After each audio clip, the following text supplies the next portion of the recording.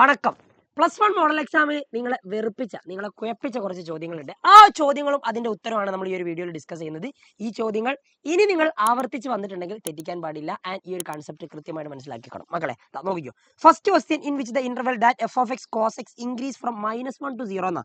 അപ്പോൾ നിങ്ങൾക്ക് പല രീതിയിൽ ചെയ്യാം. ആക്ച്വലി നിങ്ങൾക്ക് ഏറ്റവും സിമ്പിൾ ആയിട്ട് ചെയ്യാൻ പറ്റുന്നത് cos x ന്റെ ഗ്രാഫ് വരച്ചുകൊണ്ടാണ്. cos x ന്റെ ഗ്രാഫ് ഞാൻ ആദ്യം വരയ്ക്കുന്നതിന് മുമ്പ് ഞാൻ കോസിന്റെ കുറച്ച് വാല്യൂസ് ചെയ്ത് ഇമ്പോർട്ടന്റ് ആയിട്ടുള്ള cos 0 എന്ന് പറഞ്ഞിട്ടുണ്ടെങ്കിൽ അത് 1 ആണ്. cos 90 എന്ന് പറഞ്ഞിട്ടുണ്ടെങ്കിൽ അത് 0 ആണ്.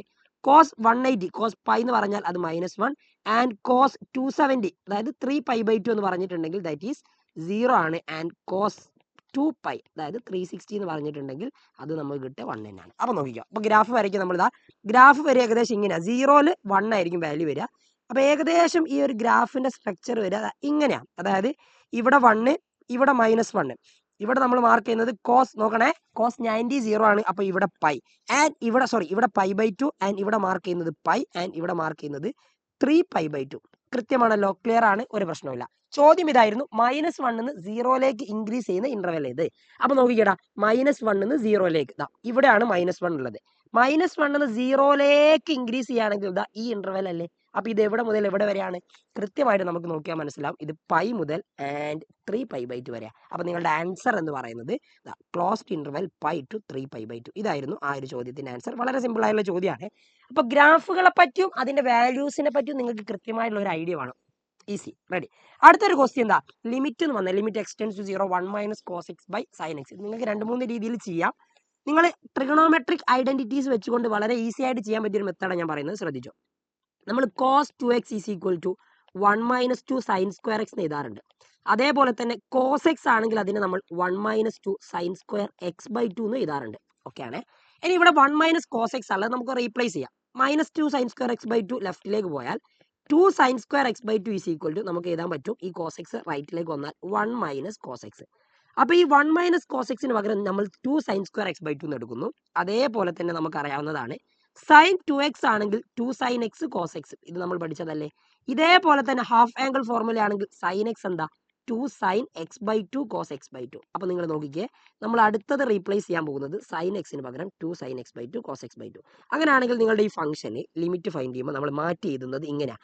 Limit x tends to 0 1 - cos x പകരം 2 sin square x/2 and divided by sin x പകരം 2 sin x/2 cos x/2. അപ്പൊ നമുക്ക് സിമ്പിൾ ആയിട്ട് ആൻസർ കിട്ടും. നോക്കിക്കോ, ഞാൻ ഇവിടുന്ന് ഒരു 2 ഈ 2 ക്യാൻസൽ ചെയ്തു. sin square x/2 ഒരു sin x/2 ഡിനോമിനേറ്ററുള്ള ഒരു sin x/2 ക്യാൻസൽ ചെയ്തു. അപ്പൊ നിങ്ങൾ നോക്കിക്കേ, അവിടെ എന്താ ഉള്ളത്?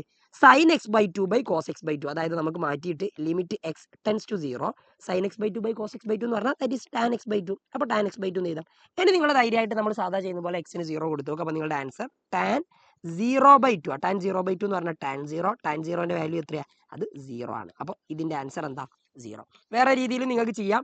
1 - cos x x എന്ന് പറഞ്ഞിട്ടുണ്ടെങ്കിൽ limit x tends to 0 1 - cos x x എന്ന് പറഞ്ഞിട്ടുണ്ടെങ്കിൽ 0 ആണ്. അപ്പൊ നിങ്ങൾ ഇവിടെ ഒരു ബൈ x കൊണ്ട് ഡിവൈഡ് ചെയ്യുക, ഇവിടെ ഒരു ബൈ x കൊണ്ട് ഡിവൈഡ് ചെയ്യുക. അപ്പൊ 1 - cos x x 0 ആണ്. sin x x ന്റെ ലിമിറ്റ് x ടെൻസ് ടു 0 എന്ന് പറയുമ്പോൾ അത് 1 ആണ്. അപ്പൊ 0/1 കിട്ടിയിട്ടുണ്ടെങ്കിൽ ആൻസർ 0 കിട്ടും. അങ്ങനെ ചെയ്തിട്ടുണ്ടെങ്കിലും ആൻസർ കറക്റ്റ് ആട്ടോ. കൃത്യമായിട്ട് മനസ്സിലായിട്ടുണ്ടല്ലോ. അടുത്തൊരു ക്വസ്റ്റ്യൻ എന്ന് പറഞ്ഞാൽ ഇതായിരുന്നു. Write the domain of the function √4 - x². √4 - x ആണെങ്കിലും √9 - x ആണെങ്കിലും ഒക്കെ നിങ്ങൾ കൃത്യമായിട്ട് ചെയ്യും. 4 - x² വന്നപ്പോൾ കൺഫ്യൂഷൻ വളരെ സിമ്പിളാ. റൂട്ടിനുള്ളിലുള്ള വാല്യൂ എപ്പോഴും എന്തായിരിക്കും? Greater than or equal to 0 ആയിരിക്കണം. അപ്പൊ 4 - x² greater than or equal to 0. ഡൊമൈനാ ചോദ്യം. ഡൊമൈൻ എന്ന് പറഞ്ഞിട്ടുണ്ടെങ്കിൽ എന്താ? നമ്മൾ എക്സിന് കൊടുക്കുന്ന വാല്യൂ. ഇനി ഞാൻ -x² റൈറ്റിലേക്ക് കൊണ്ടുപോയിട്ടുണ്ടെങ്കിൽ 4 greater than or equal to x². ശ്രദ്ധിക്കണേ, ഇതെനിക്ക് ഒന്നുകൂടി അടിപൊളിയാക്കിയിട്ടുണ്ടെങ്കിൽ x² less than or equal to 4 എഴുതാം. അതായത് നമുക്ക് എക്സിന്റെ വാല്യൂ ആണ് വേണ്ടത്. x² 4/4 ചെറുതായിരിക്കും. x² 4/4 ചെറുതായിരിക്കും. അങ്ങനെയാണെങ്കിൽ എക്സിന് വരാൻ പറ്റുന്ന മാക്സിമം വാല്യൂ എന്താ? എക്സിന് വരാൻ പറ്റുന്ന മാക്സിമം വാല്യൂ എന്ന് പറഞ്ഞാൽ അത് 2 ആ. ശരിയല്ലേ? കാരണം 2² എന്താ? 4. 2ന്റെ അങ്ങോട്ടുള്ള ഒരൊറ്റ വാല്യൂ നമുക്ക് എക്സിന് എടുക്കാൻ പറ്റൂല. 2² പറ്റൂ. 2നേക്കാളും ചെറിയ വാല്യൂസ് നോക്ക്, 1 എടുക്കാം. 1² എന്ന് പറഞ്ഞിട്ടുണ്ടെങ്കിൽ നമ്മളെ കണ്ടീഷന് x² ലെസ് ദാൻ 4 ആയാൽ മതി. 1² 1 അല്ലേ? അപ്പൊ 4നേക്കാളും ചെറുതല്ലേ? 0² 0 അല്ലേ? 4നേക്കാളും ചെറുതല്ലേ? അപ്പൊ 0 പറ്റും. ഇനി അങ്ങോട്ടേക്ക് എടുത്തു നെഗറ്റീവിലേക്ക് -1 പറ്റുമോ? പറ്റും. എക്സിന് -1 എടുത്താൽ -1ന്റെ സ്ക്വയർ എന്താ? 1. 4നേക്കാളും ചെറുതല്ലേ? അപ്പൊ -2 എടുത്താലോ? -2ന്റെ സ്ക്വയർ എന്താ? 4. അപ്പൊ 4 4നേക്കാളും ചെറുതുമായിട്ടുള്ളതാണ്. അപ്പൊ -2 പറ്റും. -2 കഴിഞ്ഞിട്ടുള്ള -3 പറ്റുമോ? അല്ലെങ്കിൽ -2.1 പറ്റുമോ? ഇല്ല. ഇതിന്റെ ഒക്കെ സ്ക്വയർ എടുത്താലും 4നെക്കാളും കൂടുതലായിരിക്കും. അപ്പൊ നിങ്ങൾ എടുക്കാൻ പറ്റുന്ന മിനിമം വാല്യൂ എന്ന് പറയുന്നത് -2 ആണ്. Maximum value 2. അപ്പൊ ദാ -2 to 2 ഇതാണ് എന്ത് നിങ്ങളുടെ അതിന്റെ ഡൊമൈൻ എന്ന് പറയുന്നത്. വളരെ സിമ്പിൾ ആണ്. x belongs to closed interval -2 to 2. കിട്ടിയല്ലോ. കൃത്യമായിട്ട് ഇങ്ങനത്തെ ചോദ്യങ്ങൾ മനസ്സിലാക്കി വെക്കണം. ഈസി ആയിട്ടുള്ളതാണ്. അടുത്തത് ട്രിഗണോമെട്രിയിൽ നമ്മൾ 2 ഉള്ളത് ഇങ്ങനെ സമ്മാൻ പ്രൊഡക്റ്റ് ഫോമിൽ യൂസ് ചെയ്തുകൊണ്ട് ചെയ്തിട്ടുണ്ട്. 3 വന്നപ്പോൾ പലർക്കും കൺഫ്യൂഷൻ ആയിട്ടുണ്ട്. പക്ഷെ നമ്മൾ ഒരുപാട് ഡിസ്കസ് ചെയ്ത ഒരു ക്വസ്റ്റ്യൻ തന്നെയാണ് ഇത്.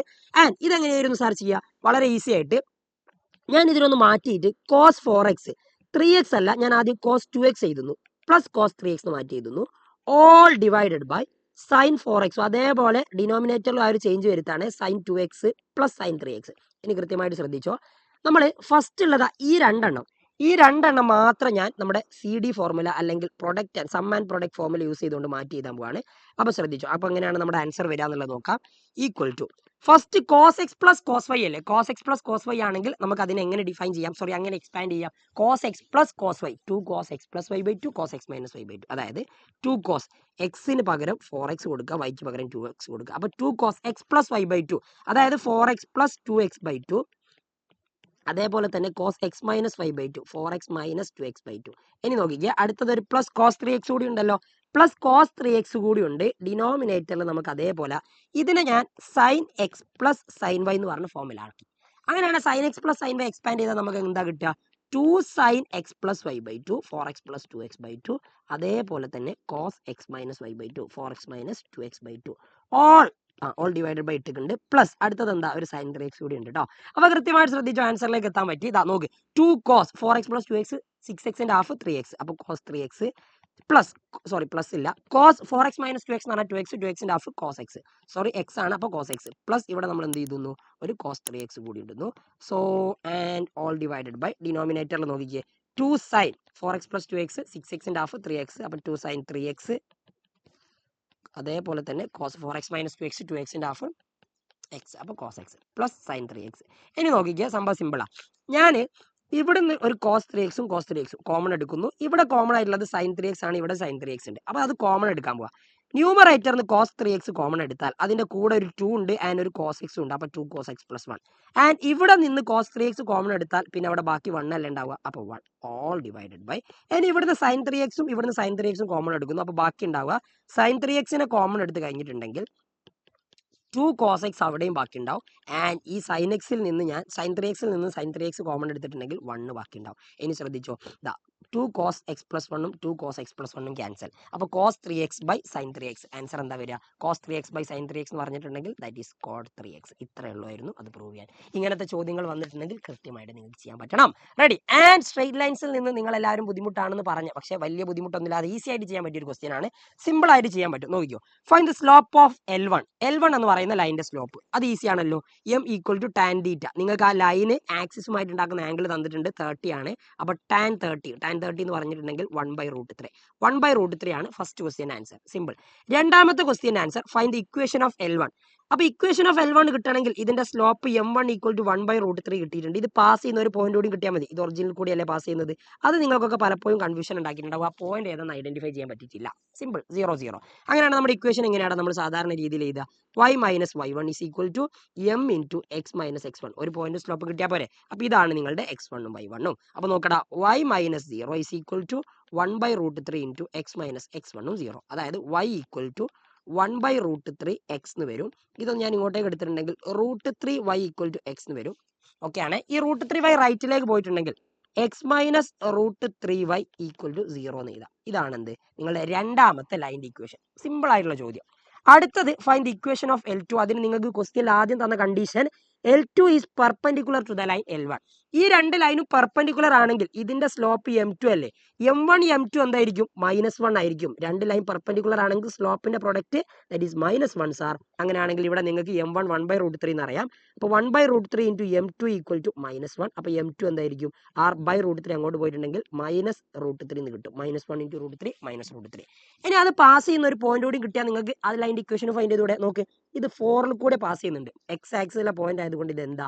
4 0. അപ്പോൾ നിങ്ങൾക്ക് x1 y1 ഉം കിട്ടിയിട്ടുണ്ട്. അങ്ങനെയാണ് ലൈൻ്റെ ഇക്വേഷൻ. നോക്ക്, ഇക്വേഷൻ ഓഫ് L2 വളരെ സിമ്പിളാ. y minus y1 equal to m into x minus x one.